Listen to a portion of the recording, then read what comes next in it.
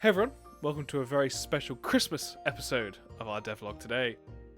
I hope you enjoyed that little opening I made, just to keep the creepy vibe, but for today, no jump scares, no creepy scenes, just me with a cup of hot chocolate and a chance to chat as we wrap up the year together. I'll be showing you how I modelled these little Christmas presents and tree for my PS1-Style Japanese horror game. Also, I'd like to share a bit about what starting this channel has meant to me over the past year. If you want to download these assets, I'll be uploading them all to my Discord channel. The link will be in the description. A little present from me to you guys. Merry Christmas. So, let's start with this Christmas present. I wanted to make something that I could easily turn into a large variety of different shapes. Starting with your default cube, I bisected it into 4 quadrants so I can apply a mirror modifier, as all the corners need to be symmetrical, which means that any changes in one corner are done in all the other corners too. From there, I just made a cut from the top and extruded out the lid, fixing the topology a bit since we'll be colouring this face for the bow of the present itself. I finished off the wrapping by connecting the base with the lid and then designing a little bow for the top. I wanted to make this a little simpler than it ended up being, maybe like a billboard or something, but I like how it turned out. From there, it was on to texturing. I used a simple gradient texture that I made and I ran it through a colour ramp to apply separate colours for each material.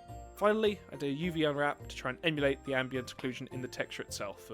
I think it turned out great. The best part about this model is that it's super easy to make new present shapes. So I made a square, a cylinder, a rectangle, and even a little acorn present. From there, it was just a case of duplicating all the presents, shifting the colours of the material, and then applying them. This makes it super easy to make presents of any combination. So I really encourage that you download the files and have a bit of a play and make some presents of your own.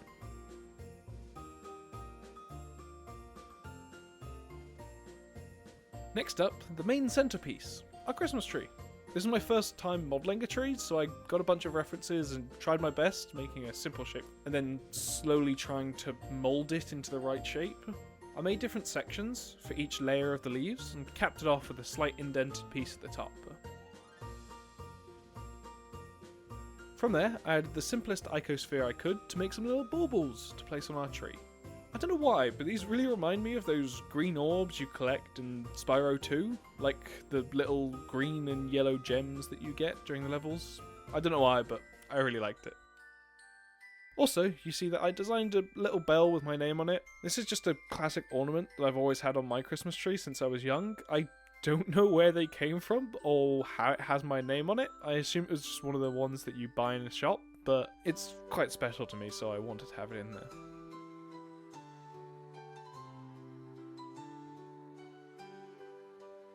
And to cap the tree off, we made a little star as well, and I actually found that if you have a cylinder with an even number of corners, you can drag every other corner down and it makes a star shape. And that made it really easy to get the original star shape, and I just made faces going into the center of it to get that sort of depth to the star itself.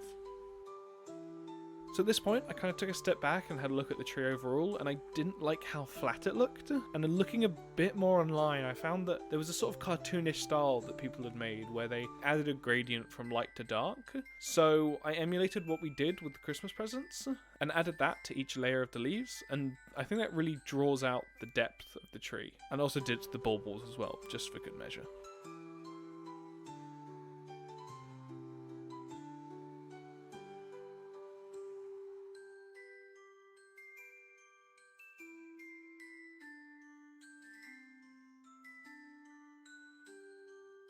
At this point, it was already getting quite late into the day, and I had been sitting at my computer all day doing some modelling, so I decided to go out for a walk through Tokyo and have a look at the sights for a bit. I found this a really nice illumination spot that I took a video of, so you can see that footage playing here.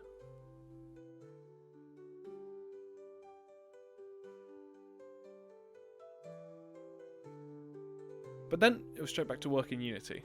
I loaded up the train scene and added the Christmas tree in, There were some issues with the textures. I think this is because I used a color amp, and that doesn't transfer well when you export to an FBX, which is what I do for my games. So that meant that all of the baubles came out as blue, so I had to go in and manually change the colors again and apply the textures. So if you're downloading the model, remember to do that and apply the gradient texture. The only thing that I didn't like was how the star was now getting darker towards the center, so I had to go back into Blender and quickly change the UV map to gradient downwards towards the tree itself. From there, I just moved it to where I wanted in the train, and then started getting the presents added. Unfortunately, the presents had this same issue, so I had to go through each of the presents again and reapply their colours. So if you're importing this into a Unity game, make sure you do that as well. Really sorry about that. If anyone knows how to fix it, make sure to leave a comment below and let me know, and I'll be sure to add that as a patch onto the files themselves. From there, it was just a case of moving all the presents underneath the tree, getting it nicely laid out, and then adding a bit of a spooky vibe to it. So, let's see how it turned out.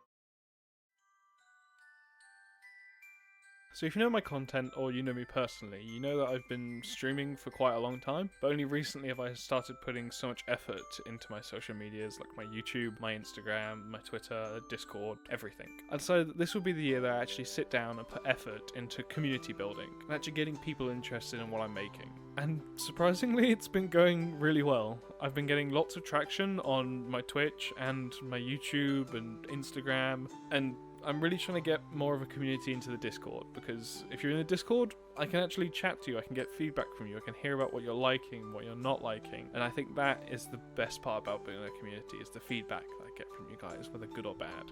I know this is only my 3rd or 4th week on YouTube, but I've been really happy with the content I'm getting out and getting great support from people around me. It's hard to sit here and show yourself to the world and tell everyone, hey, this is what I'm making and I think it's good, and I want you to see it. That is, I think, genuinely the hardest part. But my hope is that I'm showing you guys this, and this will slowly develop into something more, and this will hold me to the promise that I will make something that you guys can enjoy and you guys can play. So to everyone who's checked out the channel so far, thank you.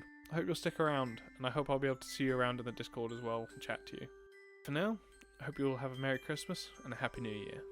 See you next time.